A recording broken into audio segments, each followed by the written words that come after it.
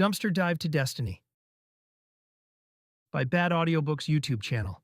Subscribe now, be disappointed later. The map in the jukebox.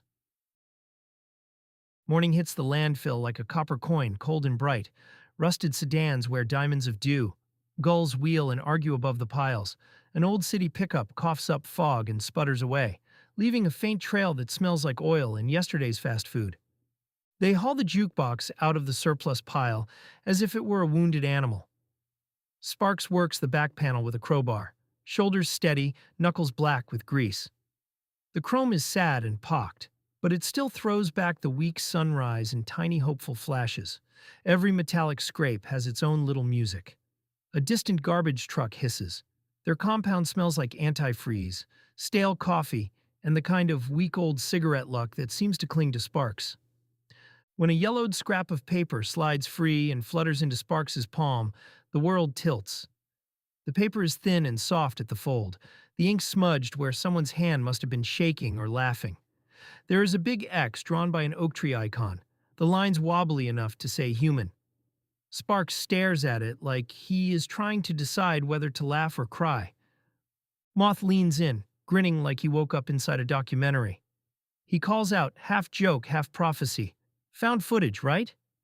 Somebody's ghost prom or something. Lila tucks a curl behind her ear and lists camera angles in one breath, already building a pilot in her head. She says, wide on the whole heap, then close on the map, reaction shot, no filter. Her voice is business and prayer at once. Hank stops on the way to where the cooler sits, 1 foot on a milk crate, and his mouth makes a shape like the beginning of a song. He murmurs, lost things calling from under the earth, words that sound like they came from an old poem he keeps in his back pocket. The raccoons might be listening in the trees. For a second, the landfill is quieter than it has any right to be. The map is ridiculous. It smells faintly of cigarette and jam. It could be a prank, a love note, or a promposal gone terribly romantic and wrong. It could also be nothing. But when Sparks looks up, the crew is already gathered in a little constellation around him, eyes bright and waiting. The day tilts towards something that feels like a small promise, the kind that might cost a laugh or a bruise, or change everything. Sparks folds the map once, then again, as if folding could seal an answer into the paper. His hands smell like oil and coffee and the kind of optimism that will get you into trouble. He looks at the X like it's a dare and says, we go now. We don't sit on a thing that might be a story. His voice is brisk, not bossy, just hungry enough to make everyone look at their sneakers and feel smaller. Around him, the crew shifts like a loose pile of bolts finding a new rhythm. Selling the jukebox would get them gas money today. Following the map could get them something they do not even have words for yet. Lila crosses her arms, tapping a fingernail against her chin, already running through camera setups in her head as if the world were another stage. Sparks, if we film it, we can make a pilot. People will watch anything that smells of mystery and garbage, she says, part wink, part blueprint. We stitch it together right, slap a title on it, and maybe the town actually listens. Her letters are small but sharp. She glances at the battered chrome of the jukebox and imagines lights and confessional interviews. The thought comforts her. Dignity feels like a manufactured product she can still package. Moth leans on one knee, grin wide enough to be a promise, and announces, I will film every embarrassing second. No mercy, no cuts. He waves a shaky camera like it is sacred. Around the cooler, practical voices climb back in, hungry and plain. Parts now, says one voice, food later. Another nods, counting mental bills. The argument curls into jokes about dignity, about selling out, about who gets top billing, if they ever did a show. It is messy and loud, the kind of noise a crew makes when they are deciding between comfort and a crack at something that might mean more. They vote by clapping, by waving, by the kind of rough honesty that lives in thrift store courts. Hands up for the map, hands down for parts. The hands for the map are a half-beat louder. Sparks grins like a fire starter. Lila bites her lip in a way that looks like worry and calculation all at once. Moth winks, already angling the camera at Sparks's face. The jukebox stays whole, strapped to the trailer like an altar to absurdity. They agree to pack snacks, tape the map back into its folds, and leave the cooler unlocked for anyone who needs a sandwich. When Lila points at a tiny ink squiggle near the X, her lipstick smears onto the page, a bright, ridiculous comet across faded handwriting. It makes everyone laugh, an actual laugh, the kind that loosens shoulders. Then Hank's voice drops, low and slow, like he is reading something out of a book that he has been carrying too long. He says a name, just one, and the laughter dissolves mid-chuckle, like air being whistled out of a tire.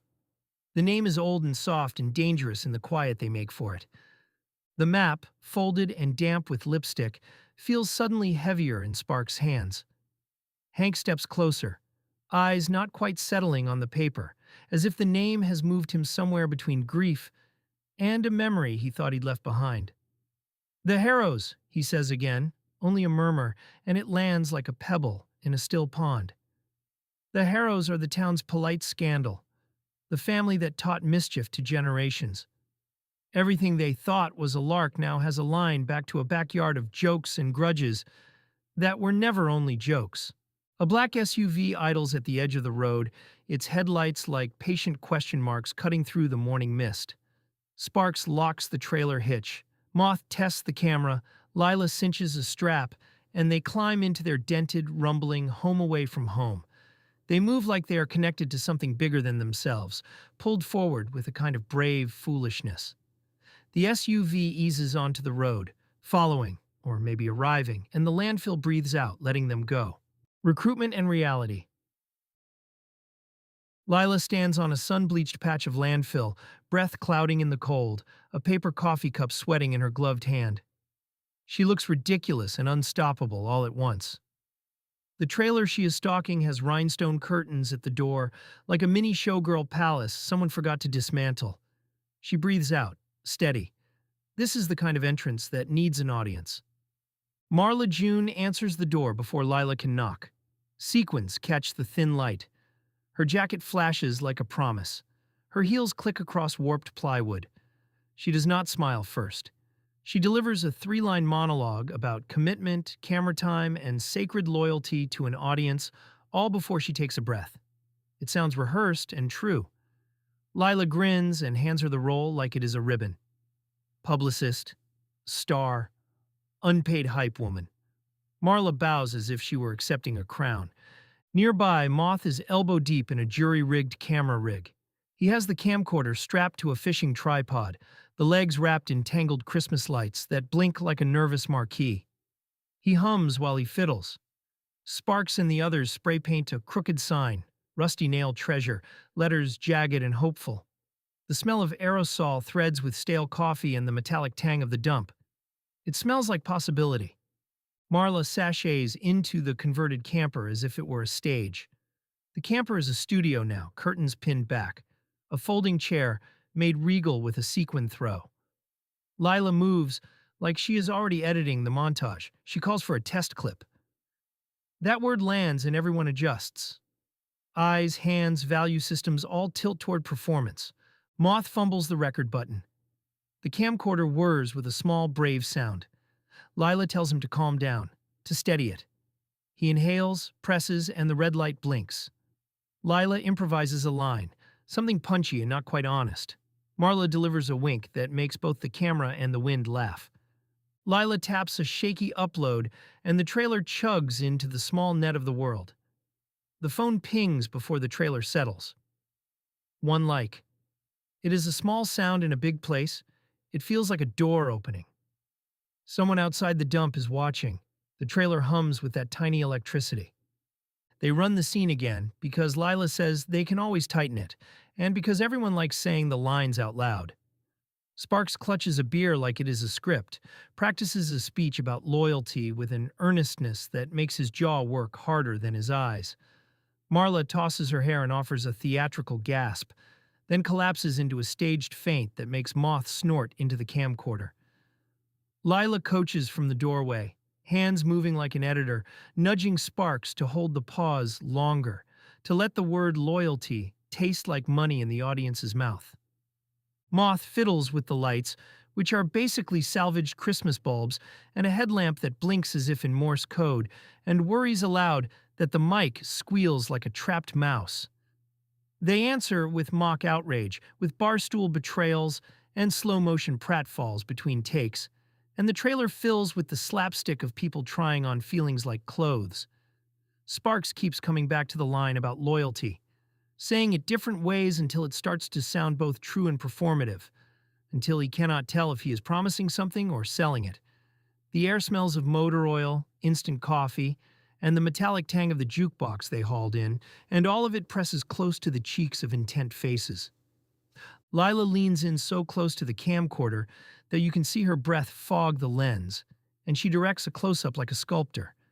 She instructs Sparks to blink less, to let the light catch his rusted laugh lines, to make the camera feel like a friend and a mirror. She trims the crew's messy truth into bite-sized, sponsor-friendly moments, teaching them how to look vulnerable without being broken. Sparks bristles, not loud, just a tightening at the back of his neck, because he wanted the hunt to be messy and dangerous and real, not polished, for some stranger's thumbs scrolling at midnight. Hank moves like punctuation, slow and small, carrying an old paper folded into a square that smells faintly of lemon oil and broom closets. Nobody notices when he slips it into the shrine of found things by the propane heater, a corner of the trailer where trinkets sit like saints. He watches from the threshold while they rehearse, a quiet man in a rumpled coat whose hands have always known how to hold things steady. When the laughter rises, he steps out into the cold and finds two raccoons hunched by a rusted drum, their eyes like tiny headlights, and reads them a line about home with the low scrape of a broom across a blackboard. Everything goes still for a second, like the world is listening. A car gives a long beam across the skyline while more light creeps up the road, a dark shape folding in like a question mark. Lila looks up from the camera, flicker of triumph and worry crossing her face at the same time. The treasure hunt has already picked up witnesses, and the thought makes something in Sparks both proud and afraid, like someone applauding before you know the ending. Gas money and greasy pies. Fluorescent lights hum like a nervous insect over white tablecloths, and trays of lemon bars on doilies. The banner droops, the letters flaking. St. Bartholomew's Bake Sale and Town History Fund. A hymn plays from a kitchenette speaker. The air tastes of sugar and wax polish. Lila crouches behind the folding chair like a director waiting for a cue, breath low and sure. Simple, she whispers, fingers tight around the camcorder. We do a historical reenactment. Pass the jar, drama, charity, cut away to Sparks, looking heartfelt. People will give. It's tidy. Her voice is small but exact. She believes tidy will let her sleep. The rest of the crew nods like guilty saints, because tidy sounds better than hunger or shame. Sparks carries the jukebox plaque like an apology. He moves as if the room is made of glass. He means to be reverent. He means to be careful. His elbow finds a plate. The world slides in slow motion. A lemon square sails, collides with the banner, and explodes into sticky yellow confetti, filling dots a hymn sheet. An elderly parishioner sputters, her pearls rattling in time with the music. Chaos blooms between wobbling cake stands and corsages. Church ladies rise like a chorus of disapproval. Moth fumbles with the camera, muttering into the viewfinder. Marla fans herself, scandalized joy written across her sequined face. Hank stands at the edge of the room, hands folded, as if waiting for a bell to toll. Then Mrs. Davenport appears, lavender on her cardigan and years in her posture. She meets Sparks's eyes with the slow recognition of someone who has held a promise through a lifetime. She hands over $20 in faded bills, fingers shaking but steady. "You helped my boy once," she says, voice like thread. "Long time ago.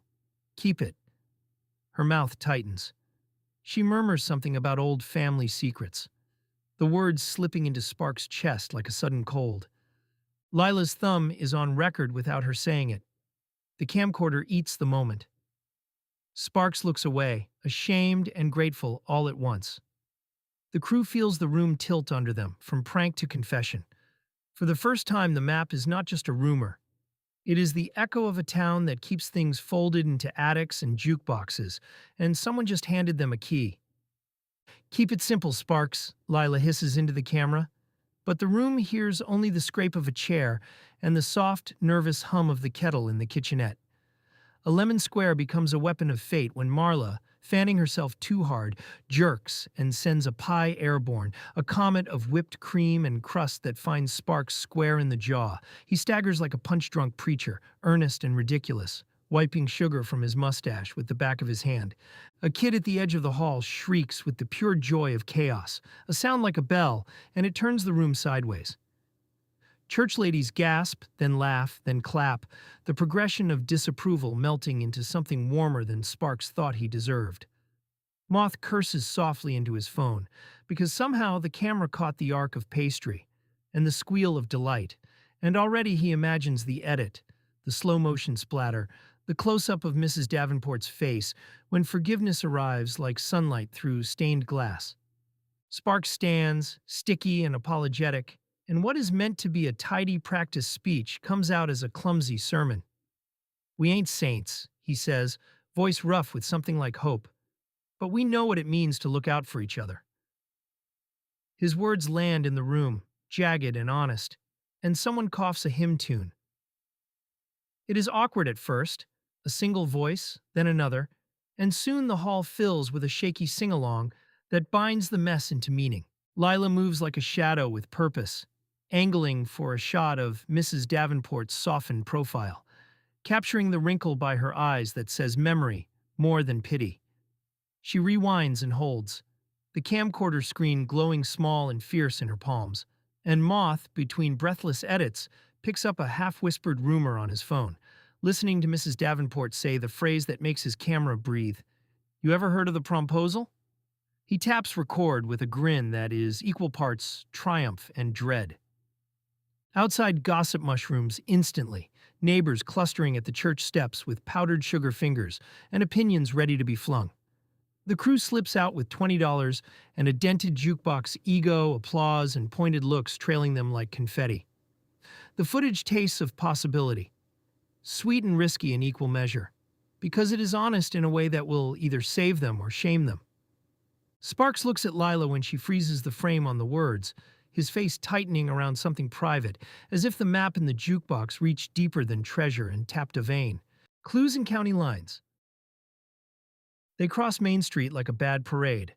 Sparks walks at the front, map folded so tight it squeaks. Lila talks into her phone, breathless with the kind of narration that thinks everything is a headline. Moth lugs the old jukebox in a tarp like it is a trophy. Hank walks last, hands shoved deep, eyes on storefronts that know him back. The factory mural peels in long gray ribbons, like skin gone soft. They slip past it and into the drugstore that smells of old perfume and mildew. A cracked mirror throws their faces back in pieces. Lila angles for a close shot, but the film looks like ghosts, so she pockets the phone and listens instead. Dust motes swim in a shaft of light the size of a gym, and the bell over the door tinkles like an apology. They push open the high school doors. The stone is cool under their palms. The place holds sound and memory like it holds dust. Footsteps echo. A distant hoop creaks in the empty gym, and for a second someone thinks they hear a ball bounce, though there is no one there. Lockers ping when they brush them. Chalk dust rubs into their sleeves like a secret. The trophy case is glass and rumor. Most of the brass is dull. There's a gap where a plaque used to sit, a rectangle of cleaner dust that points like an accusation. Under the fiberglass mascot, someone has pinned a whoopee cushion. Sparks grins. The grin is half pride and half a dare. Lila crouches and flips through the case, hunting for a story that will make the town forgive them for making trouble. Hank hesitates at the janitor's desk. He moves slow because the desk is where years collect. A faded program sits there, edges soft with someone else's hands. The margins are cramped with teenage scrawl, names and arrows and tiny jokes that loop into each other until the page looks like a map of its own. Hank's mouth goes thin.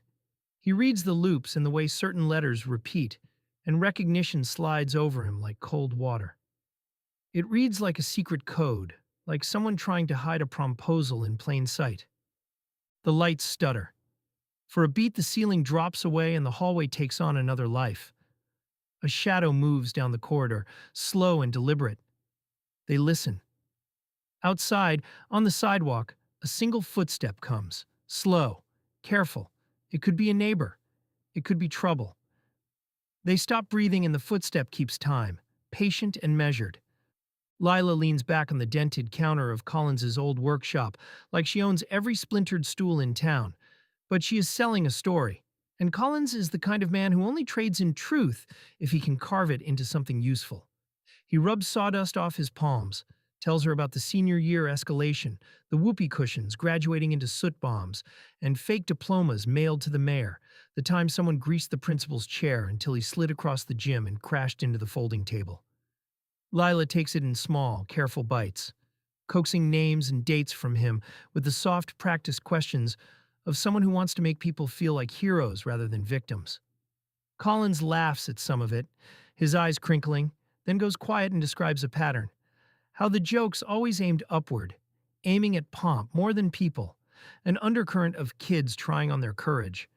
Sparks and Hank find Roy crouched by the boiler room, hands wet from mopping, his face the color of old coffee.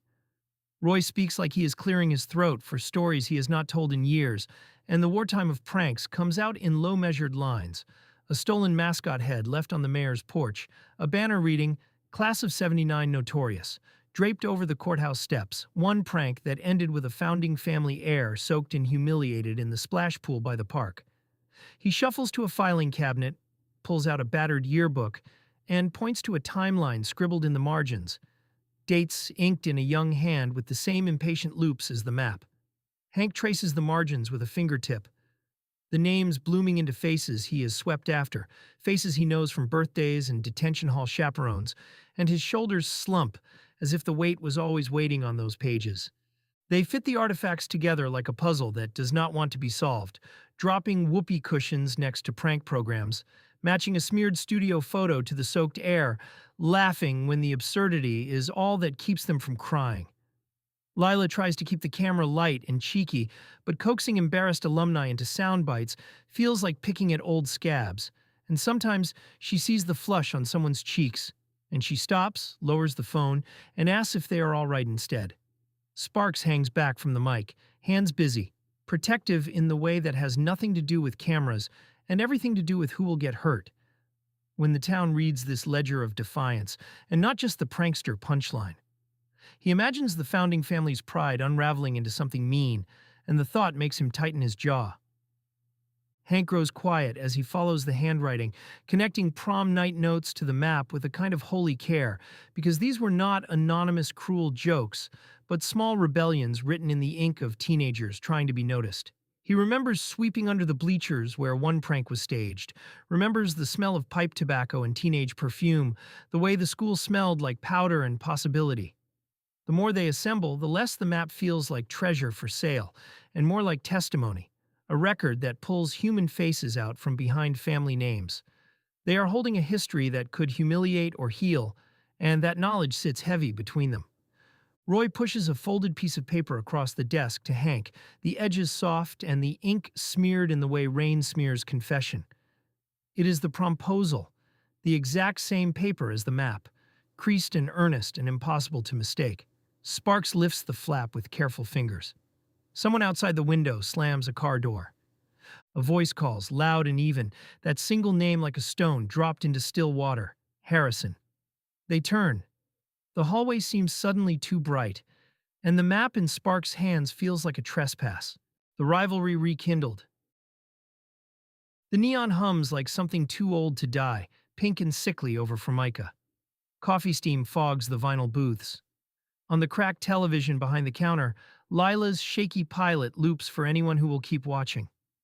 The rusty nail crew flickers across the screen, all earnest grins and pratfalls, and the room keeps time with it, whoops that turn into winces. Sparks sits with his hands cupped around a mug. He wears a half smile that does not reach his eyes.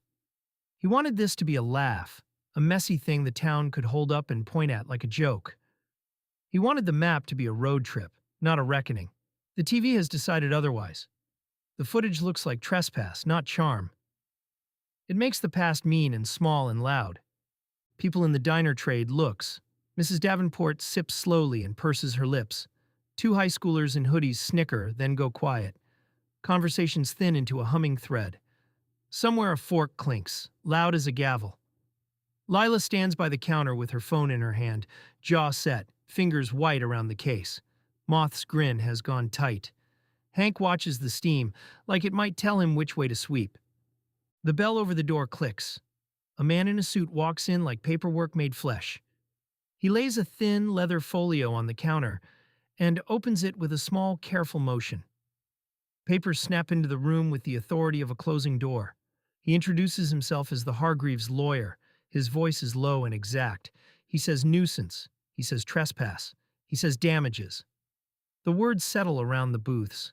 The diner becomes a courtroom chorus. Voices rise, then argue, then plead quietly. The suit reads clauses that smell like old money and younger spite. Lila steps forward, defensive and bright, but he only slides a copy of the complaint across to Sparks. The paper is thin, but its promise is heavy. Sparks feels it like a fist against his ribs. He looks at the map in his head, then at the map in Roy's hands, at Hank's folded poem. For the first time since they hauled the jukebox, doubt lands in him and sits down. The map might lead somewhere valuable. It might also lead them right into the Hargreaves' teeth. He tries to steady his voice. He tries to be the plan. But the papers lie on the counter, and they already feel like a verdict. Moth squints at the laptop screen until the glow paints his face the color of old receipts. He has the machine balanced on a milk crate like it is a sacred altar, the fan whining so loud it could drown out a confession. Threads and comment chains bleed into one another, timestamps stacking, usernames repeating, Hargreaves, Kid 87, Lucille Harg, Old Man Harg, every post a footnote of someone trying too hard to be anonymous. Moth taps and scrolls and then freezes, because patterns are a kind of proof. The same deadpan jokes, the same timing, the same taste for pranks that read almost affectionate, show up again and again, leading back, in tiny breadcrumbs, to names that white-glove their money and their grudges. He calls them across the lot, voice high with the kind of triumph that smells like trouble. Lila leans over his shoulder, eyes bright, already framing the narrative into sound bites that could make people laugh and cry in the same clip. Sparks looks at the screen and his mouth goes thin, as if the words nuisance and motive are starting to have faces. They'll eat it up, Lila says, like a showrunner given better material than she dared hope for. People love a villain and a reveal. Moth points at a thread, fingers jittering. Look, grad night, 79. Whoopee cushions at the ceremony, the promposal jokes. Same handwriting, same paper edges. Hank stands back, hands in his pockets, listening like he is storing each fact in a place where facts don't usually go. For him, history is not argument. It is smell and scrape, and the slow accumulation of small betrayals.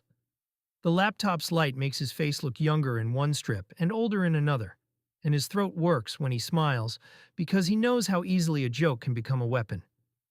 If we run this, he says quietly, they'll say we were trying to stir up their name to get at the landfill.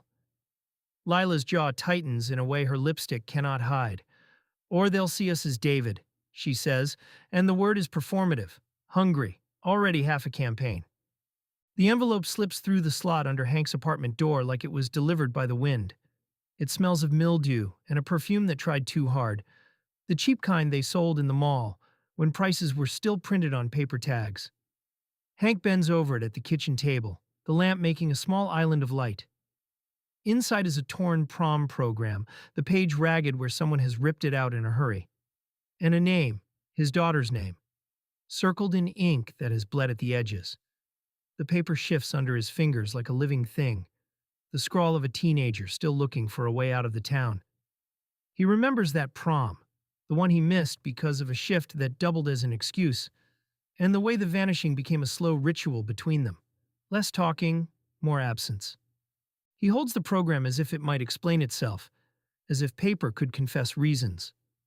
A picture, half smudged, shows a younger version of his daughter laughing with someone from the Hargreaves crowd, a crown on his head that doesn't fit the face. His chest tightens until breathing demands attention, and the choice lands on him with the weight of all the things he left unswept. He could tuck the envelope away, pretend it never arrived, keep the map and the cameras and the dumpster family intact, protect them from a feud that smells like courthouse steps and old money. Or he could call her, follow the circled name into whatever that night became, and let the town see him do something hard. He reaches for the phone, decoding the past. The room is the size of a closet and smells like solder and stale popcorn. A flashlight slit runs across the ironing board where the map lies open. Sparks leans over it, like it is a confession, one hand flattening the paper, while the other taps at a tiny heart and a crooked accent mark with a felt-tip pen. Lila crouches beside him, elbows on her knees, eyes already thinking 3 edits ahead. Outside, the landfill sleeps. Inside, dust hangs like slow applause. Moth's camera sits on a stack of milk crates, lens trained and patient. Lila whispers into it as if she is naming a saint. She frames the close-ups the way she used to frame pageant trophies, but softer, because this feels more true. Sparks traces a theater mask doodle on the map with the pen, and together they flip through yearbook pages until the paper smells like old glue and the faint cigarette ghost, left where someone once sat at the bar stool downstairs. Fingers go through hair, through history, through the part of town that refuses to forget itself. They find the drama club photo in a folder that creaks. The mask on the map lines up with a cast photo where faces are frozen like coins. A kid in the back row holds the same smirk that shows up in later town gossip threads. Lila leans in so close the camera fogs a little. She says, "Quiet, if we stitch these, we get a scene." Sparks nods. He feels the hunt shift from silly to serious in the span of a heartbeat. They try the safe places next, places that usually answer. The mayor mouths words and then shuts them down. The guidance counselor blinks and loses the past in the gaps between sentences. City records come in thin plastic sleeves and smell like someone scrubbed the names off the pages. Each door clicks shut so politely it feels like a judgment. Lila records the silence too, because empty is a kind of evidence. Sparks keeps circling the map. He traces the broken little diacritic again, like it might confess if he asks soft enough.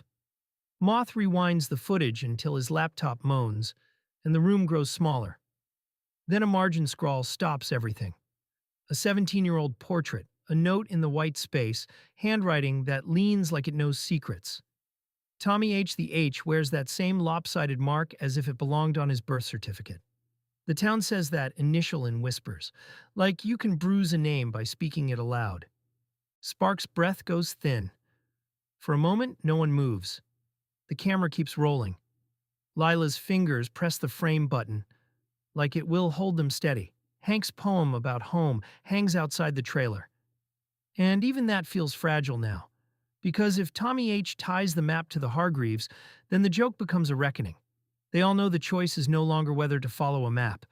It is whether to pull the thread that unravels the town.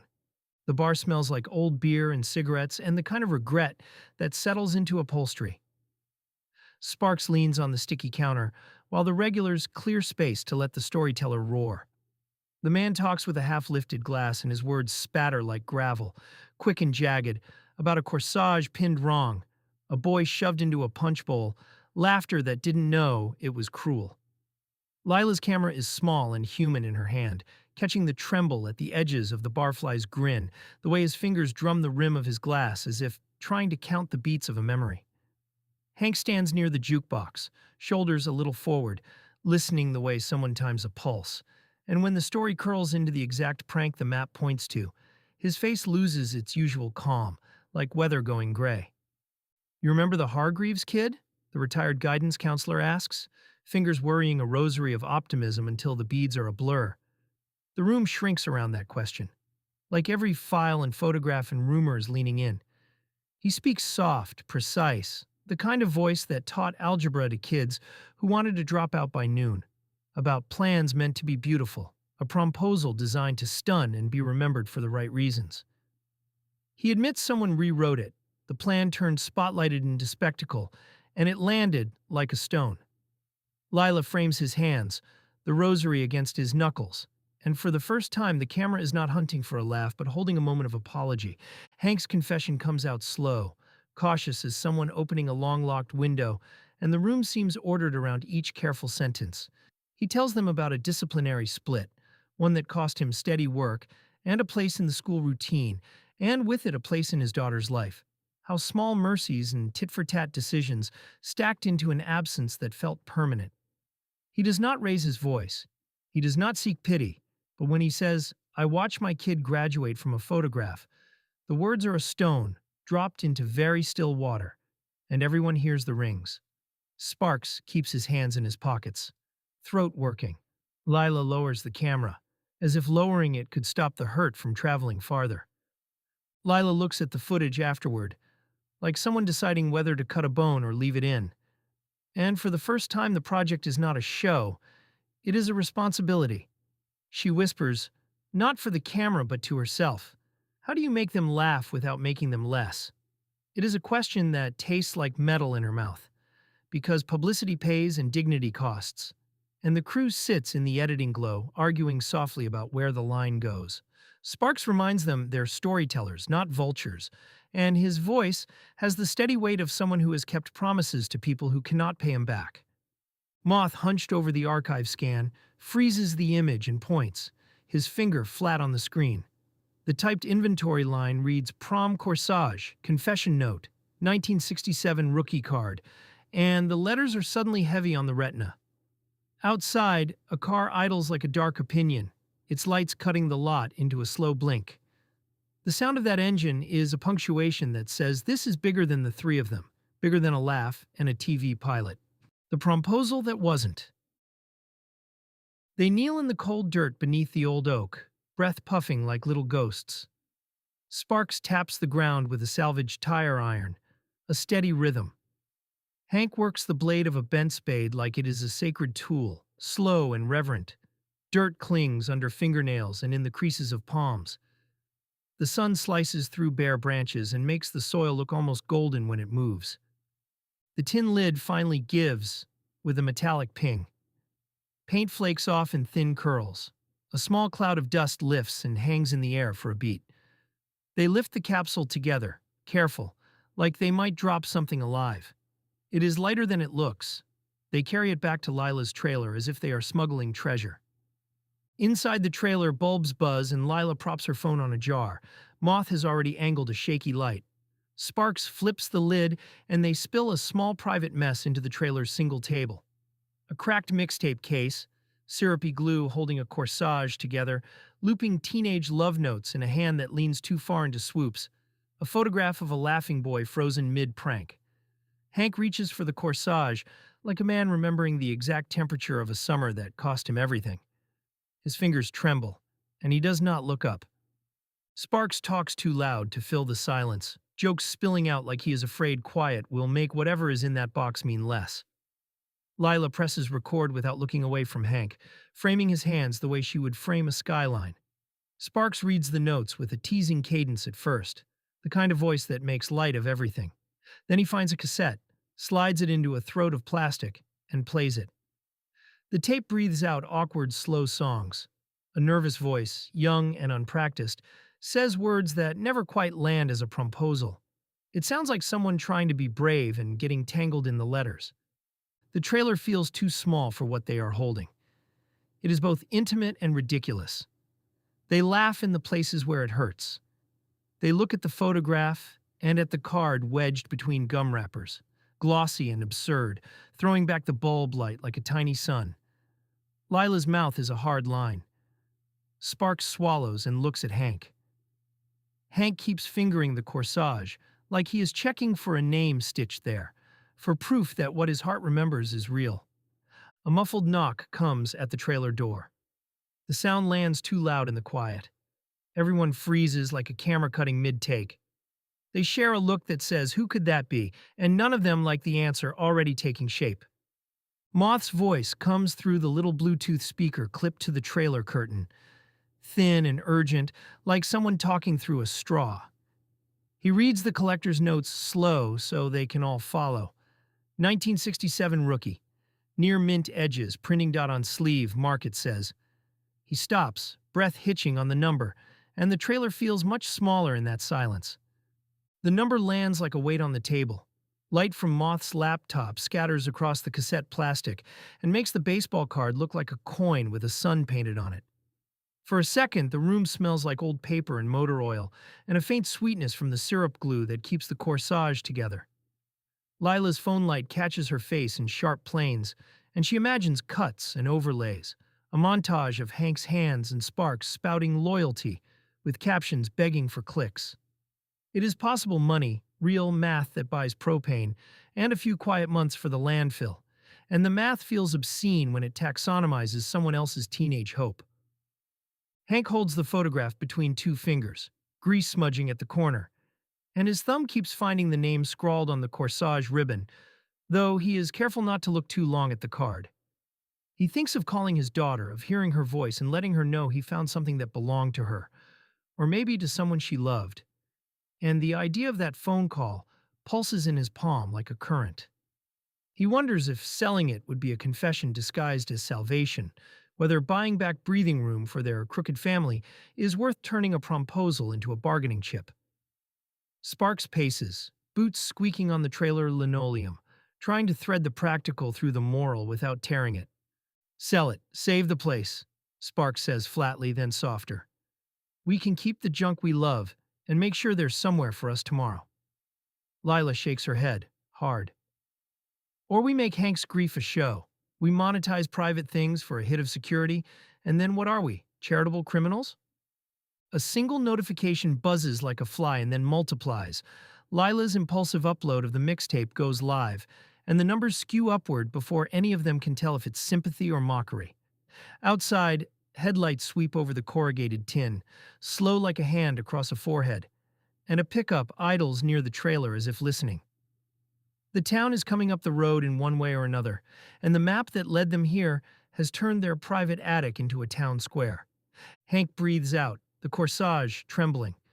I wanted to bury it, he says, small and honest. The rest of them are already measuring what that would mean, counting out the cost in quiet and in safety, in dignity, and in who they will become if they take the money. They look at one another, and the night presses on the trailer, waiting for the answer. Small-time celebrities. Main Street looks like a movie set that forgot to leave. Camera vans press their logos against cracked glass. Bloggers weave through the crowd, hunting the perfect selfie light. A weekend morning show plants a steaming tent where the church bake sale used to be, and a man in a headset hands out free coffee like it's holy water. The landfill gate has become a slow parade. People move in a ribbon. They come for the weird and stay for the story. Fryer grease hangs in the air. Damp cardboard gives everything a sour edge. Microphone winds hiss like static. Lila keeps one eye on the shoot list and the other on the crowd, calculating where vulnerability ends and spectacle begins. Clips of the time capsule spread like spilled change. Marla July signs a dented harmonica and beams like she was born with a marker.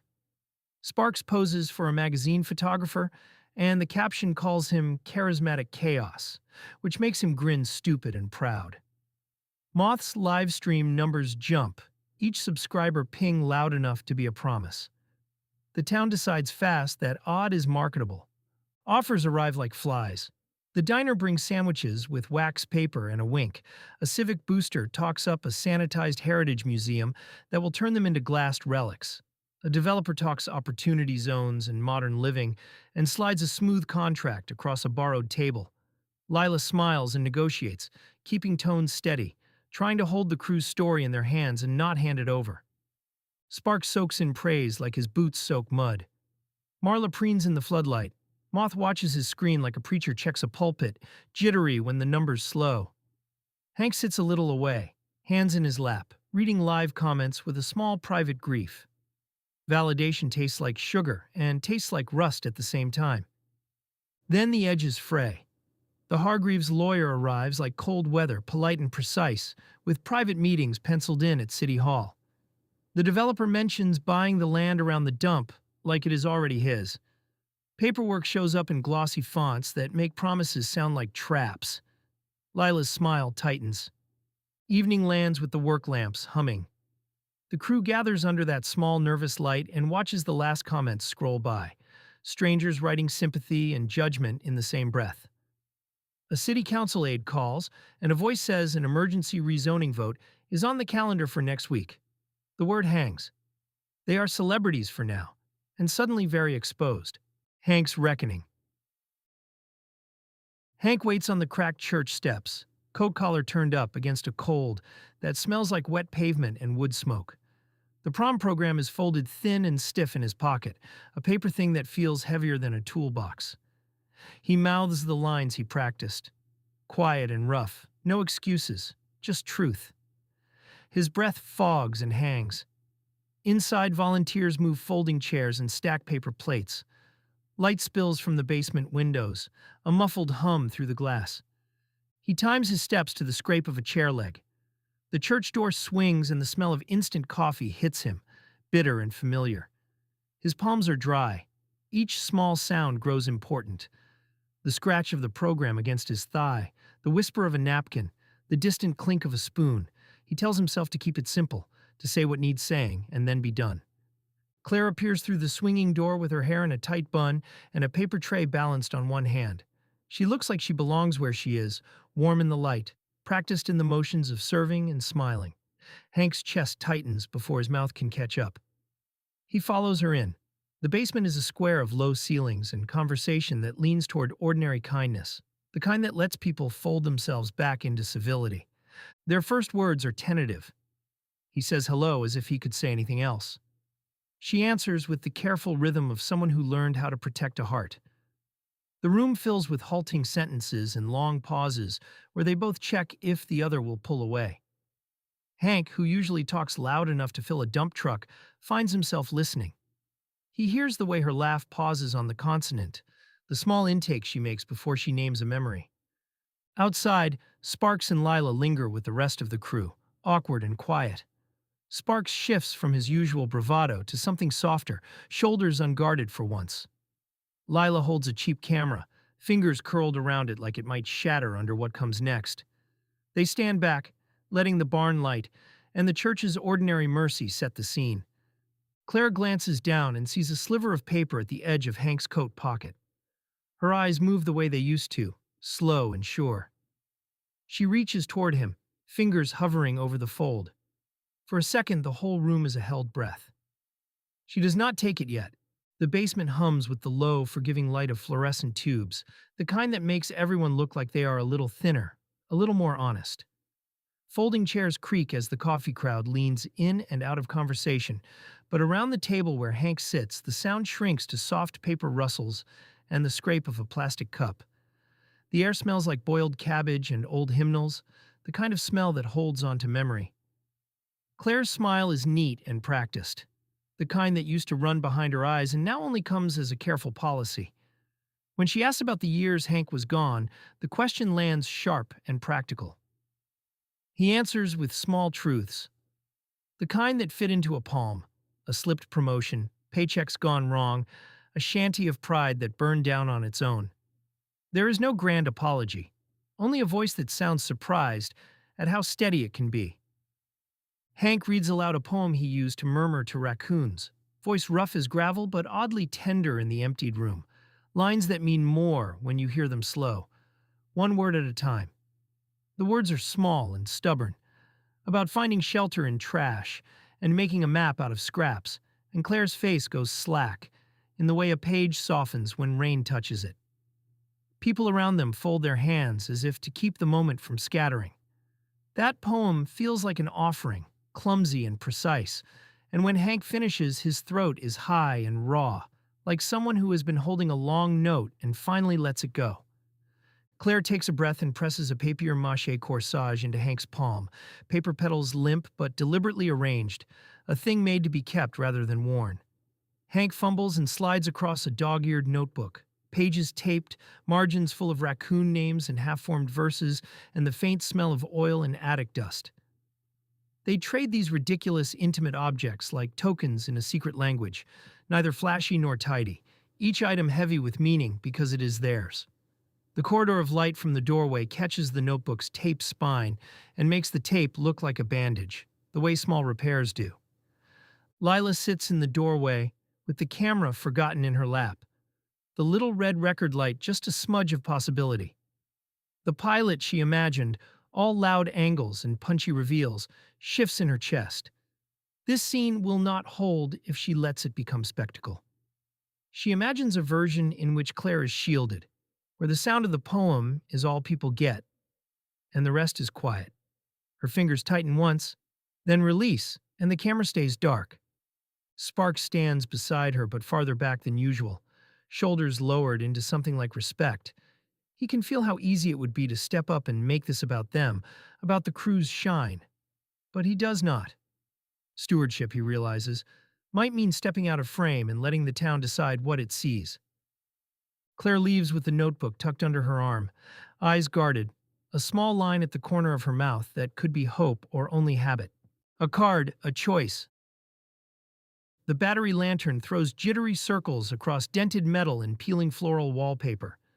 The light shakes like a small, nervous pulse. Sparks stacks extra chairs from a folding table, fitting them into tight rows with the patience of someone building something that has to last. Outside, the generator hums a steady, anxious beat. It sounds like a throat clearing, like the town itself is waiting for someone to speak. People fill the trailer like water in a jar. Preservationists clutch hand-scrawled petitions, edges folded and thumbed into nervous shapes. A Hargreaves rep in a glossy suit leans against a dented sink, brochures making little sails in the lamplight. Town council members pretend to be neutral. Their knees drum on the vinyl floor. Every glance is a calculation. The lawyer brings out a portable gavel that clacks with the same finality as a judge in a courthouse and sounds absurd in the cramped space. Someone offers around a box of cold pepperoni pizza, fingers gleaming with grease, and the smell is oddly domestic in a room full of high stakes. Old grudges surface like fish, sudden and flapping. Voices rise. A woman who once taught shop in the high school calls the Hargreaves pitch a betrayal, and the rep smiles as if he can call that a difference of opinion. Sparks feels the heat of the room like a hand on his shoulder. He calls the meeting to order, his voice cutting through the clatter. It is not theatrical. It is necessary. He watches faces. He feels the weight of every past favor, every barbed joke, every secret shove that made this crew a thing people both mock and love. This is not about a transaction anymore, he thinks. It is about the shape of their life. Whether the landfill stays a home or becomes a headline. Lila slides into the space beside him, voice low but steady. She keeps her hands restrained. Then she pushes a folded paper across the table. The ink is neat. The number on the page is neat and dangerous. The trailer seems to inhale. Sparks picks the paper up with fingers that tremble just enough for anyone watching to notice. He reads it once. He reads it twice. The room goes very quiet. Outside, the generator keeps its steady, anxious beat. Sparks looks up, stunned, and everyone waits for him to choose. When Moth's laptop makes the draft contract public, it feels less like a mistake and more like a match dropped on dry grass. The trailer's air goes metallic and sharp, like the smell of pennies and car oil after rain. Phones buzz like trapped flies. A live stream window blooms into 1,000 faces and comments scrolling faster than anyone can follow. People who were shaking hands 2 minutes ago retreat into the geometry of their own opinions, folding themselves into camps with sudden, precise edges. Sparks hears the word branded and then bulldozer, as if two entirely different futures have been named in the same breath. That is not who we are, Lila says, voice small but clean, and her hands look wrong without a camera between them. A woman from the preservation group speaks without rising, her voice honeyed with a memory that hurts. We keep what tells us where we come from. A glossy-suited rep smiles the way a crow preens, all black and in different light. Inside the trailer, someone drops a pizza box and the sound echoes like a punctuation mark. Outside, The generator keeps the same thready hum, and the landfill beyond the open door smells of wet cardboard, fermenting apples, and old summer. An old man near the back, fingers like bent tacks, touches the edge of the time capsule sleeve and says something quiet about a prank where the senior class painted the mayor's pond pink and the whole town swore at birthdays for a month. He laughs when he tells it, but the laugh is caught halfway between triumph and apology. Around him, faces soften because the pranks were ridiculous, and therefore human, because they were small rebellions everyone remembers with fondness. The memory makes the idea of selling that story for a sleek museum display feel obscene to half the room. Councilwoman Alvarez presses her palms flat on the table, as if she can pin both sides with pressure alone. She talks about sewer lines that collapse in February, about a mother who cries in her office because her basement floods again, about taxes that do not care for nostalgia. Pride sits in her mouth like a coin she cannot spend, and Sparks watches her pick at it. "We can fix pipes," she says, "or we can keep telling our kids stories while their floors rot." Her eyes look exhausted in the trailer light. Lila stares at the offer like someone looking at a bridge that might give way or might save a town, and you cannot tell if the bridge is for her or against her. Moth paces, guilt a prickle on his neck, saying, "I just wanted honesty. I thought they'd see it for what it was, and no one knows whether to slap him or hug him." Fingers point, accusations ricochet, and Sparks feels something in the room splinter into smaller, sharper pieces, the way an old chair leg snaps and still manages to cut. He stands in the doorway while headlight sweeps slow across the dump, painting the corrugated metal in moving bands of white and gold. The decision presses closer than his breath. The roadshow finale. Popcorn lights sag like tired constellations over the high school field. Straw-stubbled grass takes the weight of folding chairs and pie tables. Someone has spray-painted a crooked sign that reads, "Rusty Nail Roadshow," and it flaps like a promise. The air smells of fried dough, whipped cream, and late summer sweat. Phones tilt up everywhere. Moth's upgraded rig jittering a live stream into the sky, while a cracked projector throws grainy faces across the gym wall. Sparks watches the crowd with the old mechanic's quiet patience. Trailer dwellers shoulder church ladies. The Hargreaves sit stiff in the front row, collars neat, fingers folded. Teens drift in clumps, daring one another to laugh loud enough to distract. Lila stands stage left in a sequined jacket that catches the lantern light and refuses to be small. Her voice is part preacher, part circus ringmaster, promising this night will be history and not exploitation. People lean forward like they can hold her words in their palms. They unseal the time capsule, with the care of people handling both relic and rumor. Mixtapes crackle when played. Prom notes smell faintly of cigarette smoke and hairspray. The promposal reads like a joke and a prayer at once. The baseball card comes out wrapped in waxed paper, thin as a prayer card. Hank's recorded apology plays over cheap speakers. His voice breaks, plain and honest. The field grows quiet as if someone pulled the plug on a giant noisy machine. Then the town remembers how to be loud. A mock trial begins with laughter and grit. Old pranksters stand and own up with a half smile. Others freeze, surprised by the hurt they did. Pies fly, not out of cruelty, but as an offering. Cream splatters into grass and faces, apology and joy mixed together. Lila narrates each clip, turning ragged memories into something like communal scripture. The livestream chat fills with strangers calling in solidarity, hearts and clapping emojis rolling like confetti. The mood flips when a glossy-suited developer rises with last-minute paperwork. The carnival tilt falters and something raw slides through the crowd. The mixtape of teenage longing plays again and softens the Hargreaves. They fold into themselves under the weight of ordinary human ache. The town does not choose by ballot. It chooses with a chorus of chants. A dozen hands raised, a roar of applause, and a few bitter boos. Someone passes a donated shovel from the developer to a community rep. It is symbolic and it lands. Sparks climbs onto a salvaged sofa on the low hill, the jukebox beside him clacking out one warped tune. He brokers terms under lantern light like a man fixing a stubborn engine. The card will be auctioned, proceeds split for landfill repairs and a community center, and legal protections written so the people who live here are not erased. The Hargreaves sign a face-saving, necessary paper. It is messy and fragile, and somehow enough. In the aftermath, the town smells like cigarette smoke and baking soda. Hank slips away toward a diner for tentative coffee with Claire. Moth refreshes his feed and accepts a smaller, truer kind of fame.